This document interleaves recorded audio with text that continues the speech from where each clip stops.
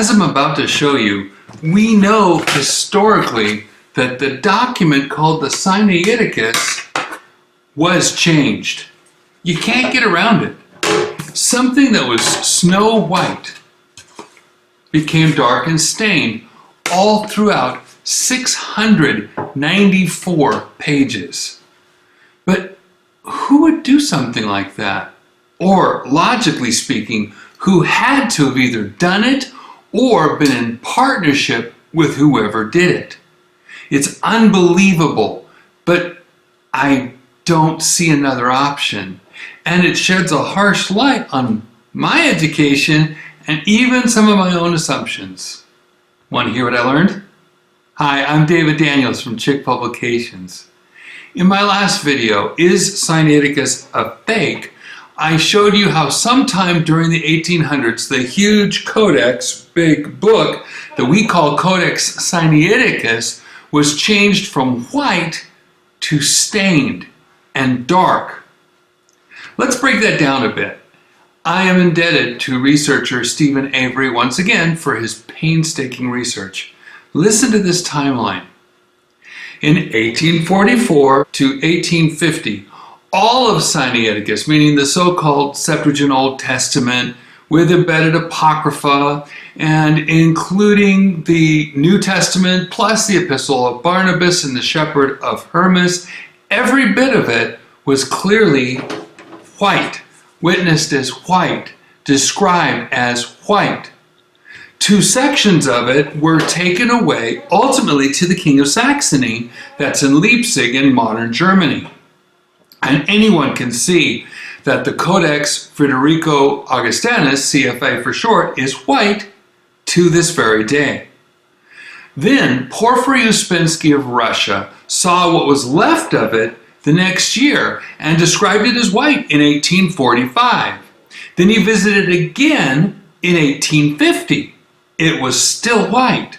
He published that fact in his two books on his journeys, published in 1856 and 1857. That covers 1844 to 1850, 6 or 7 years. And maybe because Leipzig is right there in Germany, people saw the CFA so white and they thought the Sinaiticus, well, the whole Sinaiticus was white as well. In 1910, the Encyclopedia of Religion and Ethics, Bible in the Church said, quote, the Sinaitic manuscript was wonderfully fine, snow white parchment. And listen to this 1913 description by another writer, J.A. McClymont. Quote, Sinaiticus was rescued from oblivion by the famous critic Tischendorf and now lies in the library of St. Petersburg, that's Russia. It is written on snow white vellum, supposed to have been made from the skins of antelopes. So according to two authors, the Sinaiticus was what? Snow white. But there's just one problem. It wasn't. In point of fact, after 1859, it was actually dark. That is, after Tischendorf got hold of it. How do we know that? Since those later writers described it as snow white. From Tischendorf himself. Listen, in 1862, Tischendorf described them as sulflava. That's a Latin word that means yellowed. Also in 1862, Tischendorf allowed another scholar, Tregelles, to examine Sinaiticus for 3 days. So if it were changed after that date, Tregelles would have known it. 1864, Frederick Scrivener, in his own book, A Full Collation of the Codex Sinaiticus with the received text of the New Testament, said, quote, the vellum leaves were now almost yellow in color, end quote. And in 1911, Hallen and Kearsarge Lake photographed the Sinaiticus in color, so there was no hiding what they saw. They said, quote, the thicker leaves are inclined to a yellowish tint. So people who actually saw the big part of the Sinaiticus thought it was yellow. Those who saw it before Tischendorf had it, or only saw the CFA in Germany, said it was Snow White. And the CFA, which was quickly, 1844, sent to the King of Saxony in modern Germany, was and still is white. So why did people still think it was all white after Tischendorf published the Sinaiticus in 1862? My thought, people could see the CFA part in Germany.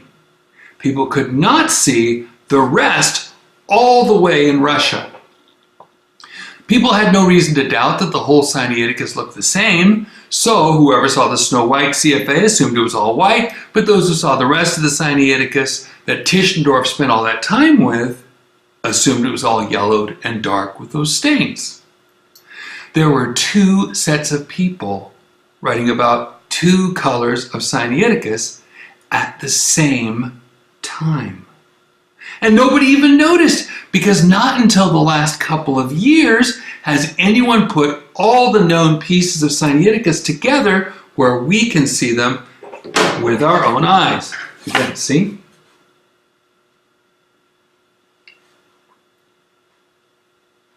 What does this tell us?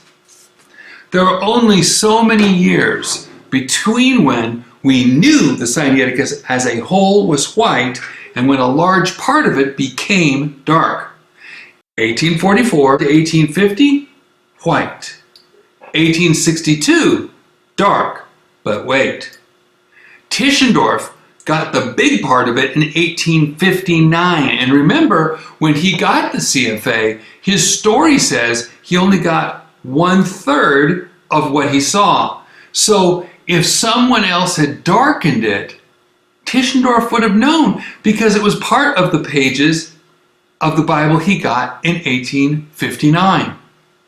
Then he could have cried foul, "What are you doing, destroying the most ancient text of the Bible?"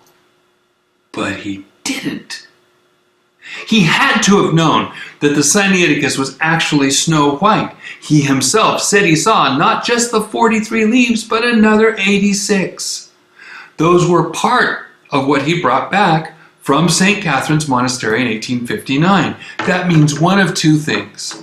One, it was darkened between 1850 and 59, and Tischendorf knew but said nothing about it. Or two, it was darkened sometime after he got it in 1859, and he hoped no one would ever know it was white. So, either Tischendorf did it, or he knew who did it and was an accomplice. Tischendorf doesn't sound too good right now, does he? But let's look at it from a totally different angle. How does God deal with hidden things? In Luke 8:17 and a lot of other places, Jesus said, "For nothing is secret that shall not be made manifest, neither anything hid that shall not be known and come abroad." Jesus also said in Matthew 10:27,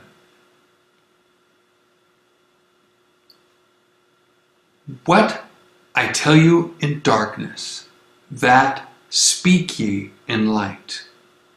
And what ye hear in the ear, that preach ye upon the housetops." And remember what Jesus thanked God for in Matthew 11:25 and in Luke.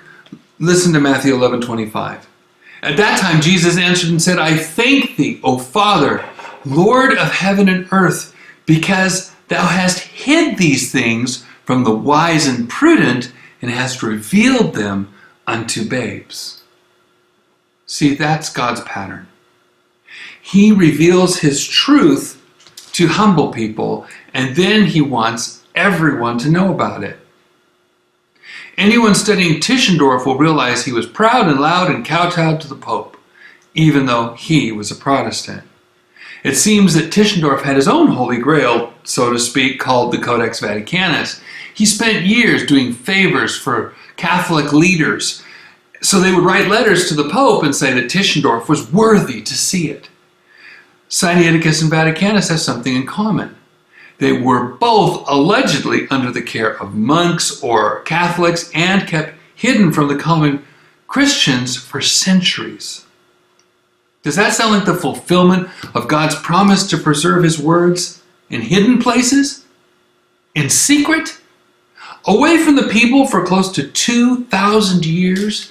And the only way they could get them is to kowtow to monks or Jesuits or do favors for the king or pope? That's something that never sounded right to me, not even when I was told all this in Bible college. And what was the result? In Luke chapter 8, a woman with a flow of blood tried to just grab the hem of Jesus' garment in the midst of a big crowd. She thought she was hidden as she asked in faith for God to heal her. Look at verse 47. And when the woman saw that she was not hid, she came trembling and falling down before him. She declared unto him before all the people for what cause she had touched him and how she was healed immediately. And he said unto her, Daughter, be of good comfort. Thy faith hath made thee whole. Go in peace. See, the woman could not be hidden from God. The truth came out and she fell before Jesus and declared everything. It was awesome. I hope I can see the video in heaven. And what did Jesus say to her? Thy faith hath made thee whole. Let me ask you, did Tischendorf's alleged discovery bring him to his knees? Did Tischendorf fall on his face and from pure conviction before God spread the gospel and preach Christ crucified and salvation by grace through faith for the rest of his life out of his gratefulness for such a find? Nope. He was still proud. He was still sneaky. He, or someone he knew, darkened the Sinaiticus parts he had to make them look old. He lied about that, even if nothing else. He engaged in intrigue to borrow or buy or steal the manuscripts, unless, of course, he forged them himself. Then he's a liar and a counterfeiter and a con man. These are not the actions of a man of faith, and I cannot see God rewarding that with the discovery of the century. But hey, that's just me. And it doesn't matter whether it was made by Alexandrian intellectuals in 325 to 350 or made from scratch in the 1800s. It doesn't bear the marks of something holy to God. It isn't based on faith. It doesn't produce faith. In fact, it spawns doubt. It doesn't lift up Christ. It lowers Christ. The God of the Sinaiticus didn't keep his promises, but our God did. And we have the proof with 400 plus years worth of testing. God's preserved words in English, the King James Bible. I am finally beginning to believe that Konstantin Tischendorf did something to the text and never admitted it, nor did anyone else around him admit it. So it may have happened before any of them actually saw what he had done. All he had to do was not show the two parts together and discredit anyone who had seen them all before in 1859. And by the way, that's exactly what he did. And it worked until just a few years ago. But remember, if every textual critic and teacher and even preacher in the world told you the opposite, the truth I just showed you is now coming out. Don't be afraid, as Jesus said in Matthew 10:26, fear them not, therefore, for there is nothing covered, but that shall not be revealed, and hid that shall not be known. Listen to this. 2 Corinthians chapter 4, verse 2. But we have renounced the hidden things of dishonesty, not walking in craftiness, nor handling the word of God deceitfully, but by manifestation of the truth, commending ourselves to every man's conscience in the sight of God. I can't trust the Sinaiticus. But remember, if I cannot trust the Sinaiticus, then neither can I trust almost any Bible on the market. That is, except the King James or other preserved Bible. The more I know, the more I like. No, the more I love my King James. God bless you and have a wonderful day.